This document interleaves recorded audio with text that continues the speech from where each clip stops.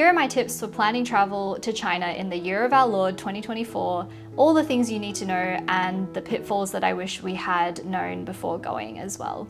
Planning a self-guided itinerary can be an intimidating undertaking, particularly in the post-COVID era and particularly in China, where it can sometimes feel like you're begging to be let in and they're simply not really that interested. A few caveats before we start. I'm a fluent Chinese speaker, though I have the literacy level of a primary school student. So while I do have some familiarity using translation apps for menus and things to read, I'm not super familiar with being completely foreign to the language, and a lot of my solutions required asking for help.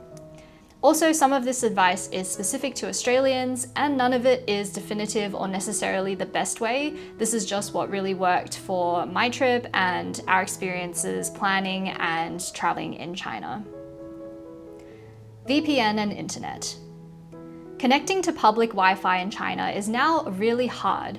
Even at airports, Wi-Fi often required me to sign in with my WeChat account or with a Chinese phone number, which doesn't always work with international accounts as well. So I heavily recommend getting mobile data and trying to avoid relying on Wi-Fi unless it's your hotel Wi-Fi. You have 3 key options for mobile data in China. Number 1 is international roaming. Number 2 is an eSIM, and number 3 is a physical SIM card. For international roaming, if you are an Australian, the most stress-free solution was actually signing up to a Vodafone local plan. This is a monthly plan that is a no lock-in contract, and this is not sponsored. When you are in that contract, it is a $5 per day fee to utilize your phone like a local SIM, and it also has a VPN already built in. This meant that we could tap into our monthly data allowance and also make unlimited phone calls the entire time we were in China, and also beforehand, which is really useful if you're trying to pre-book any activities. You can also turn it on whenever you like, so you don't necessarily have to use it every day if you want to keep it as an emergency. And it is relatively pricier compared to the other options on offer, but for ease of use and peace of mind, it definitely was the easiest that we encountered. I do recommend in general at least enabling roaming with your service provider if it's not with Vodafone. In any circumstance, it can be used as a backup option, and you definitely don't want to be without data while you're traveling. eSIM. When traveling abroad, I used Airalo. I found that Airalo has decent coverage in the major cities, though it always takes a little bit of time to fully start working in any country, which is rather annoying when you're trying to get it working before you leave the airport, which is always something that I try and ensure happens before I leave somewhere without Wi-Fi.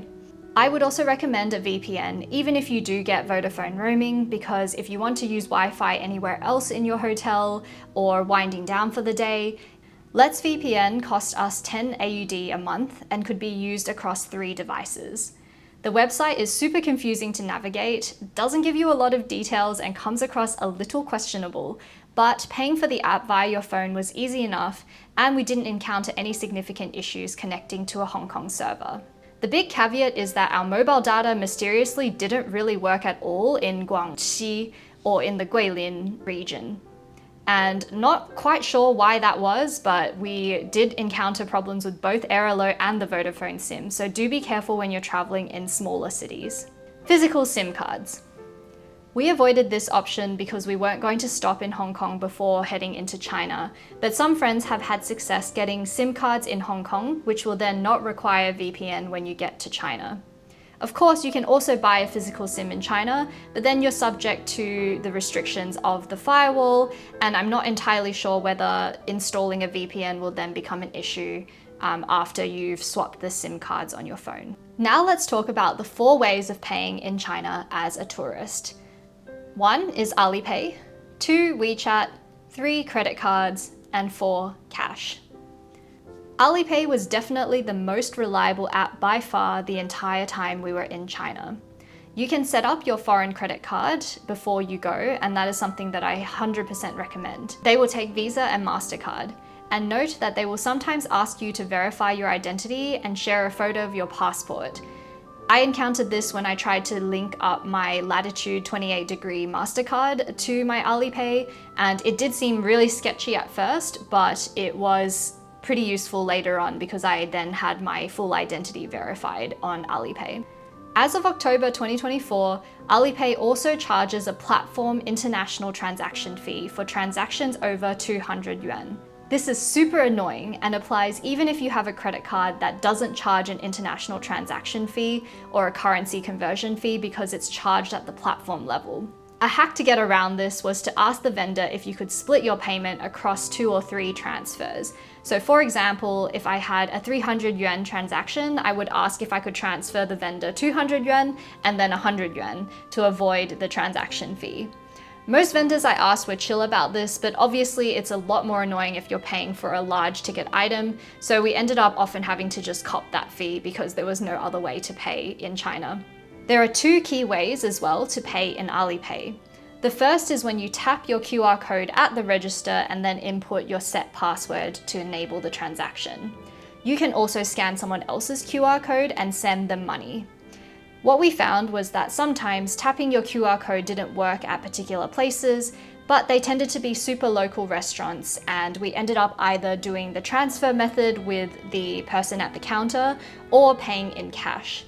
WeChat Pay is touted as an alternative to Alipay, but to be honest, I never had any success with it in China.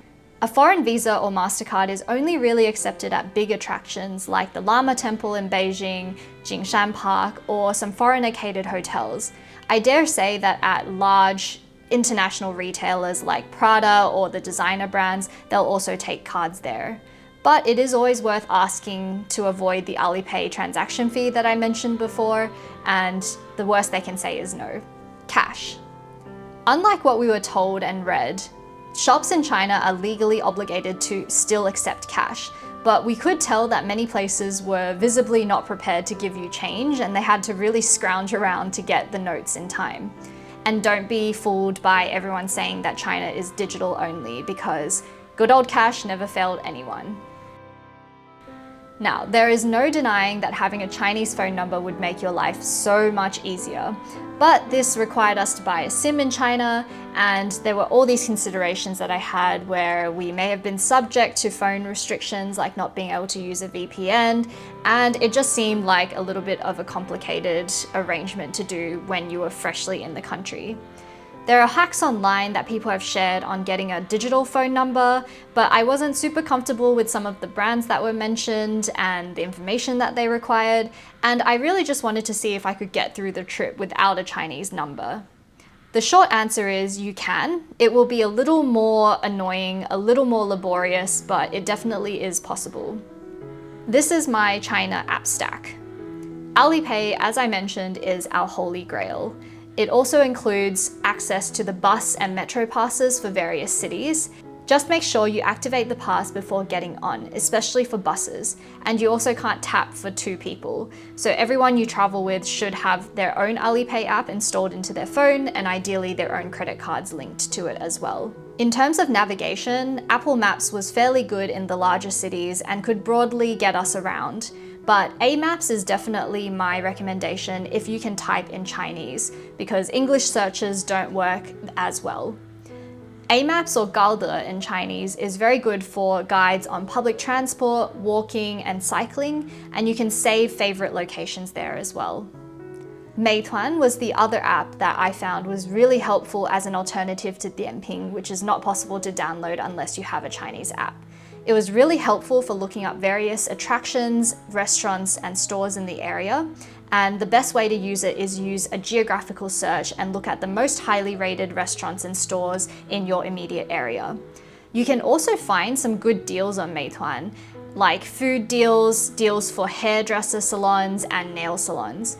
That being said, a lot of stores will ask you to write a review or even go as far as leaving 5 stars if you want to claim this deal. So be warned about that. I didn't have a bad experience, and I probably would have given 5 stars to the services I did anyway. Meituan will sometimes make you pay through their app, but I could just switch to Alipay because sometimes that didn't work either. Key advantage of Meituan is that you can order takeaway meals on them as well.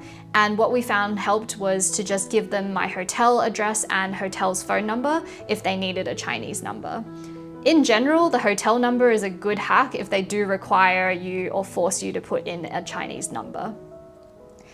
Both Meituan and Amaps would ask you to register or prompt you to register with a Chinese phone number periodically, but I found that if you just erase that reminder, you could still use the app as regular, which was a huge help when we were in China. The other core to my app stack is the Didi Greater China app, and make sure that is the one that you're downloading, not your local Didi. I recommend registering with your local phone number while you're still in Australia, and I didn't get any prompts to sign in again when I went to China, so it managed to work as soon as I got there. And it is a fairly straightforward process of ordering Didi and paying for the trip. Though note that you pay for the trip at the end, so don't forget.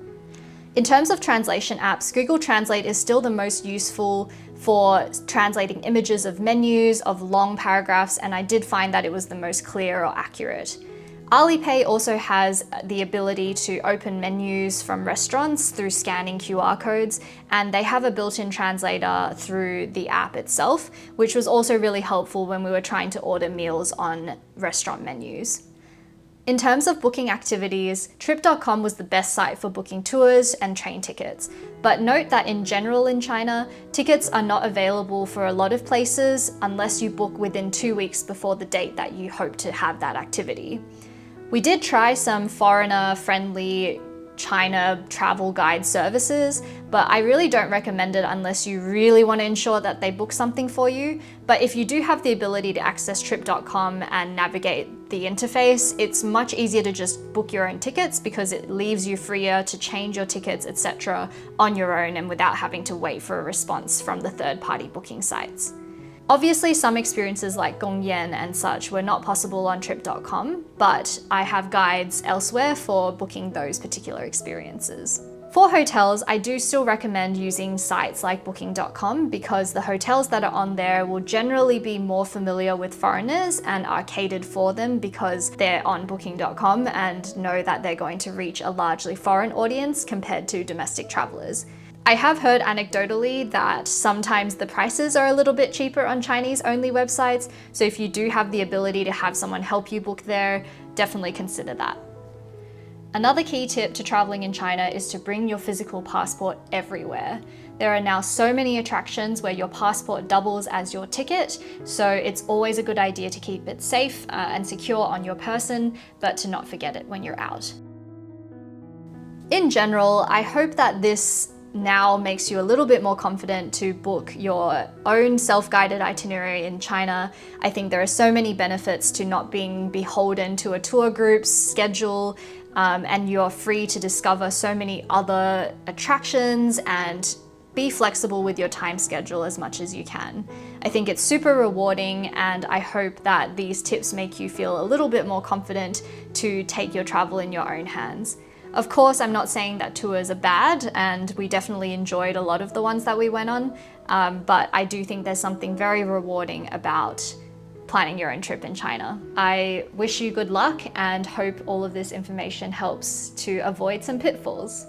Thank you for watching, and I'll see you in my next one.